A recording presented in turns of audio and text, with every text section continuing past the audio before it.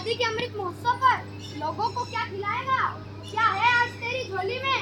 बोल दे सबके सामने तू ये राज। बताता हूँ अभी अमृत देवी को बुलाता हूँ। अमृत देवी आपका स्वागत है, स्वागत है, स्वागत है।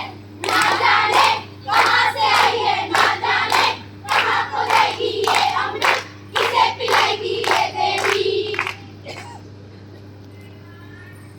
ये क्या हो रहा है? किस बात का जश्न मनाया जा रहा है? दिलों में बसा एक सपना था आजादी के मतवालों का। जश्न है आज भारत आजाद 78 सालों का। ऐसा भी क्या हासिल किया है भारत ने इन 78 सालों में जो तुम जश्न मना रहे हो? पहले ही प्रयास में मंगलयान को मंगल ग्रह तक पहुंचाया। सबसे कम लागत में चंद्रयान बनाया। आदिवासी महिला को राष्ट्रपति बनाया। एनडीआर फौज में लड़कियों का दाखिला कराया। हर क्षेत्र में अपने आप को निर्भर बनाया।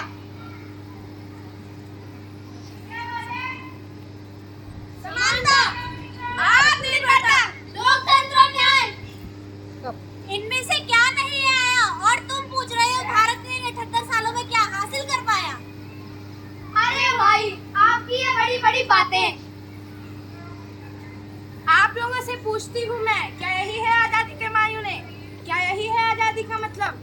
मंगलयान को तो मंगल ग्रह तक पहुंचाया, लेकिन क्या लोगों के घर आंगन तक मंगल कर पाए? चंद्रयान तो बनाया, लेकिन क्या आम जनता की सोच को उतना ऊंचा कर पाए? आदिवासी महिला को तो राष्ट्रपति बनाया, क्या उन हजारों पीड़ित औरतों को न्याय दिला पाया? एनडीआर फौज में लड़कियों का दाखिला तो करवाया, पर क्या उन छोटे बच्चों को फैक्ट्रियों से निकालकर स्कूल के गेट तक पहुंचा पाया?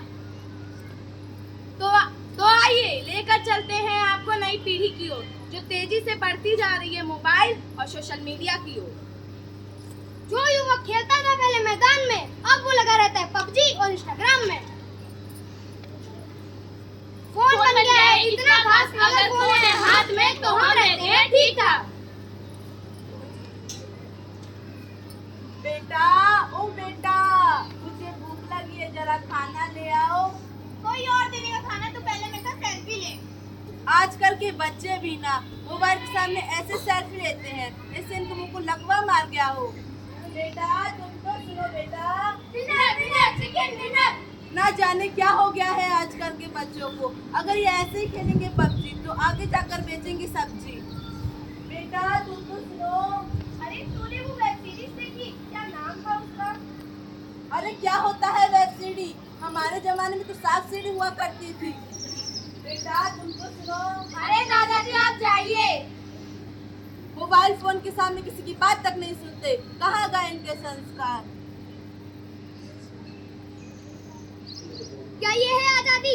आज के इस आधुनिक काल में हमने अपने आप को मोबाइल और सोशल मीडिया में कैद कर लिया है। क्या ये है हमारा डिजिटल इंडिया? मोबाइल के आते ही हम बाहर की दुनिया भूल से गए हैं। ना पढ़ाई लिखाई में लगता है इनका ध्यान, मोबाइल और सोशल मीडिया के आगे भूल के करना सबका सम्मान।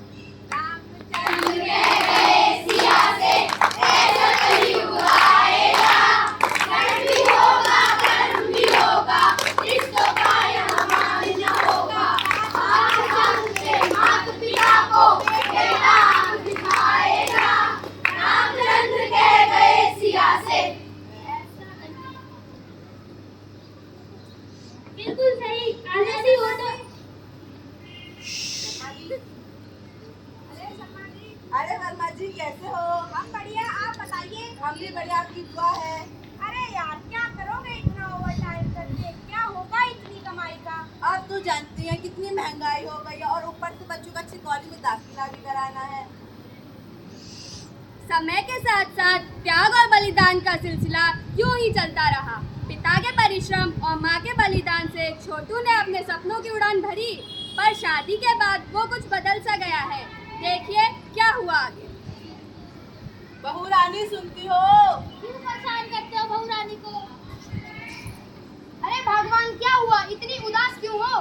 क्या ही बोलूं, तुम तो चले जाते हो ऑफिस, तुम्हारे बूढ़े माँ बाप ने मेरा जीना ही हराम कर रखा है। अरे वो तुम्हें परेशान कैसे कर सकते हैं? क्या तुम्हारे माँ बाप नहीं थे? लगाते थे। अरे वो बूढ़े हो गए हैं, इसलिए तुमसे काम की बोलते होंगे। ठीक है, मुझसे नहीं होती तुम्हारे माँ बाप की सेवा। या तो तुम इन्हें वृद्धाश्रम छोड़ो या तो मैं अपने मायके चली जाती हूँ। अरे नहीं, तुम मत जाओ, मैं मम्मी पापा से बात करता हूँ।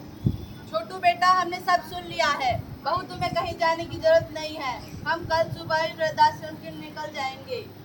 अरे कितनी अजीब बात है, हमने तुम बच्चों को पाल लिया पर तुम पे बूढ़े माँ बाप तक नहीं पल पाए।